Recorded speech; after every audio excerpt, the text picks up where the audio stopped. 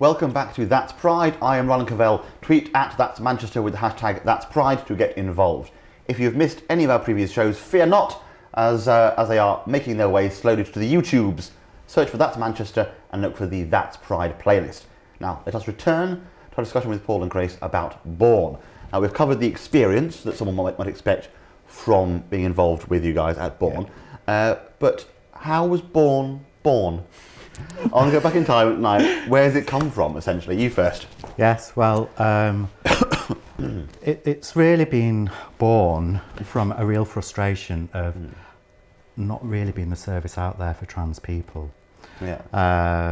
I, going back some years, had friends that I've lost because there's not a support network out there. Well, okay. And Born for Grace and I is a real passion. It is a business, we've got to make money, but it's something that we really love doing, love being involved in, and seeing the people grow and change is incredibly rewarding. And we think, you know, we've done that, we've helped someone along the way to being this confident person that's happy in their own skin. And it's just a great experience for everyone involved. Nice. What about you? I think everything that Paul just said. And yeah, I think as a trans person who works in the beauty industry and, you know, has been in the industry for a long time, I kind of, you know, I'm very aware that we as trans people rely on, as I said previously, those kind of, you know, makeup, styling, those kind of things to present ourselves the way that we feel. Yeah. And we're completely not represented within the industry. I don't think we've ever been represented in the industry, you know, had a trans model or, you know, whatever in a campaign. And so what Born originally for me was exciting to be involved in was that it was about filling that gap. Yeah. And representing the people who weren't represented. Yeah. And then at the same time, I think there was a real yearning to create something that was very modern, very just fresh and bright and about how you feel as a person, as opposed to, you know, beauty expectations and, you know, aspiring to, you know, like the feminine ideal or whatever that is. Do you know what I mean? Something that was more about the person and their experience and helping them to kind of unlock their potential. So the first time you guys sat down to talk about it, you know, what went into the melting pot? Were there any ideas that you thought, that's terrible, no, get rid of that? Or, you know, how did that first conversation happen? I think it was quite organic for us. I think we both came from a very similar kind of headspace that there was a dire need for something that was just a lot more modern, a lot more social based. You know, there are services out there for trans people, for like dressing services and things like that. But for me personally, I found quite a lot of it a little bit kind of, you know, sex shoppy, a bit kind of behind closed doors. Yeah, behind closed doors. And you know, and for me, I honestly believe that for anything to change for trans people in our society, you need the confidence of this. You have to be visible. You have to be visible. You have to be seen. You have to be, you know, proud of who you are. So it's almost like whereas a lot of places have the shame still. Yeah, I mean, there's a lot of even within trans culture, there's a real kind of not all trans people, but some have, there's a term stealth, which I really don't like. Right. But the term stealth is when you get to a point of such femininity that you aren't clockable as a trans person. Yeah. And a lot of people do have that aspiration. And for me, I feel that is not a positive way to think. You want to hide yourself away. You want to, you know, for me, I think that the road to real happiness is going on your journey and learning to love yourself, who you are as a person. And I think a big part of being trans is being really fixated on the body and being really like critical of that. Whereas for me, I honestly believe that the best thing you can do is transition your mind before you transition your body. Yeah. And then when you do have surgery and things like that, if you choose to have surgery and things like that, it's kind of like icing on the cake, you know, because you're already confident and you feel great and you love yourself. And I really feel like that's the way we need to be thinking about it. Yeah. Bourne's ethos is turning heads, changing minds.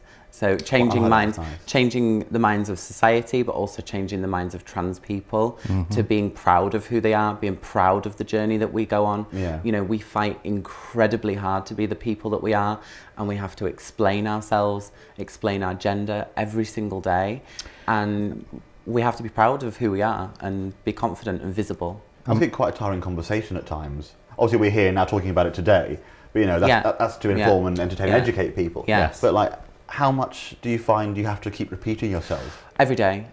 I have to explain my gender every day to people, every day.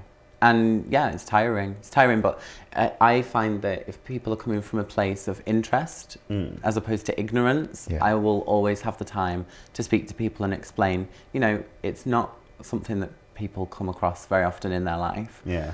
But like I say, as long as they're genuinely interested, I'll always have the time for people and answering questions. Do you think when you had sort of big celebrities recently with like Laverne Cox and Caitlyn Jenner being stunning, that there is almost this sort of ideal of I have to be that kind of image? It's the age-old story, isn't it? You know, models in the media, girls want to be the models. Yeah.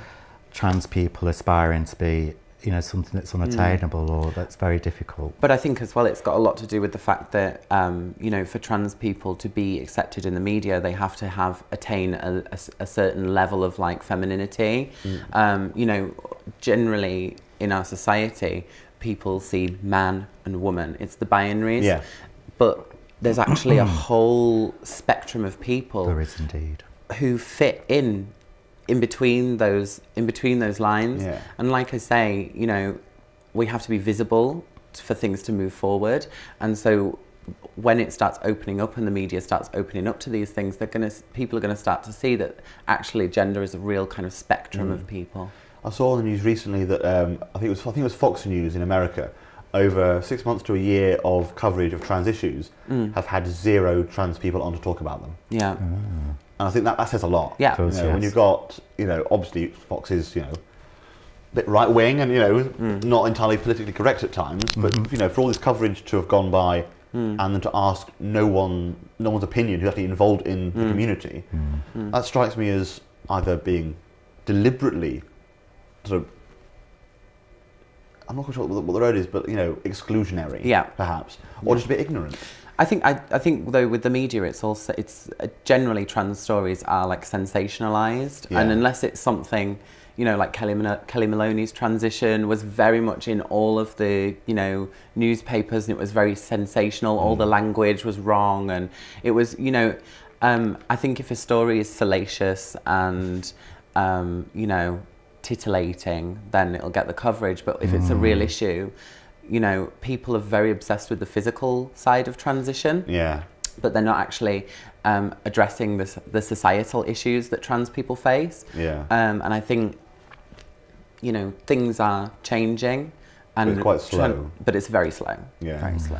There was a petition recently went to the UK Parliament asking for similar sort of trans rights as they have now in Ireland, where you can just, you know, I am a man, I am a woman, and then you get your forms, you fill in your form, and it's done. It's free, and there you go. Officially, you are the gender you want. Right. Right.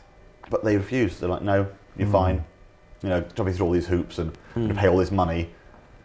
And the government refused to believe that intersex people have any real issues, and so they don't want to recognise them. Again, which is a bit of an issue. So I mean, you've got a massive battleground. Yeah. And you know, obviously the sort of the gay and the lesbian population, you know, we're pretty much there. It's not perfect, but you know, we've got marriage equality, and you know, adoption is quite good. There's a lot of stuff that, you know, we've accomplished now. Does it feel like a lot of people have sort of not ignored, but sort of forgotten that there's these trans issues to fight for as well? I don't know. I feel like, you know, it does need to be, you know, a group effort for things to be move on 100%. But yeah, I think for me, like I keep saying, it's all about visibility. And I think that the minds of society need to change, and the minds of trans people need to change. There's such a push for people to be on the peripheries of society, and we need to stand up and be counted within society as a cross-section of society, for things to kind of move on. The media and everything, it's, you know, it's a long way off. But I think as long as people just love and embrace all the trans people in their community and be proud of them because they are going out and doing what they've got to do to find their happiness, I think, you know, it'll be okay. I think that's part of what Born does, is with the content that we're putting out across the internet through Facebook and Twitter and other channels, we put out a lot of educational stuff. That genuine people that want to know about trans people and what to say and how to say it, how to approach, and all this education helps with acceptance.